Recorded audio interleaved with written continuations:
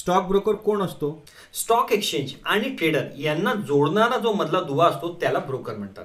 तर stock broker काय करतो, हे सगळे ऑर्डर रूट करण्याचे काम हे स्टॉक ब्रोकरचे असतात. कसं, एकदम सिंपल तऱ्हेने मी तुम्हाला सांगतो.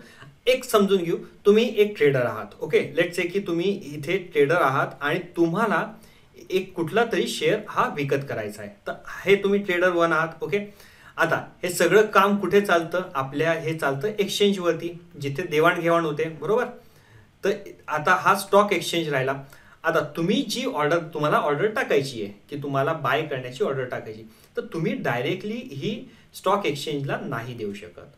याच्यासाठी काय असतं, इथे असतो हा ब्रोकर. ओके, तुम्ही काय करतात की इथून तुमच्या ब्रोकरला तुमची अकाउंट ओपन करता, तुम्ही सांगता ब्रोकर मला हे शेअर्स घ्यायचे, इतकी क्वांटिटी आहे आणि इतक्या प्राइसवर. ब्रोकर काय करतो, ब्रोकर ही ऑर्डर घेतो आणि ही ब्रोकर ऑर्डर एक्सचेंजला सांगतो की आम्हाला ही इतके नंबर ऑफ शेअर्स हे विकत घ्यायचे. तर असे स्टॉक एक्सचेंजकडे लाखोनी आणि कोटींनी इथे ऑर्डर हे पेंडिंगमध्ये असतात. आता हे एक झालं, बरोबर. आता लेट्स अज्युम की असं जसं तुम्ही बायची टाकली आहे तशाच प्रकारे दुसऱ्या साईडला एखाद्या ट्रेडरने सेलची ऑर्डर टाकली. ट्रेडर 2 आहे, त्यांचा पण एखादा ब्रोकर असेल. तो ब्रोकर काय करेल, ते त्यांनी सेलची ऑर्डर टाकली, ब्रोकर पण इथे सांगेल की आम्हाला ही सेलची ऑर्डर आहे, बरोबर. तर इथे तुमच्या सेलच्या ऑर्डर लागल्या. तर लेट्स से की आपण इथे सगळी एक्सचेंजकडे काय असेल, इथे बायच्या ऑर्डर लावलेल्या असतील आणि इथे आपल्या सेलच्या ऑर्डर लावलेल्या असतील.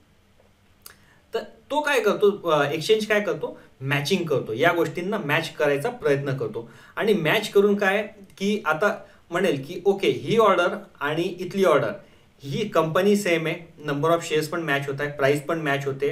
तर याच्यानंतर एक्सचेंज काय करेल, एक्सचेंज या ब्रोकरला सांगेल बॉस तुम्हाला विकत घ्यायचे होते ना, तर तुमची खरेदी कंप्लीट झाली, ॲक्नॉलेजमेंट.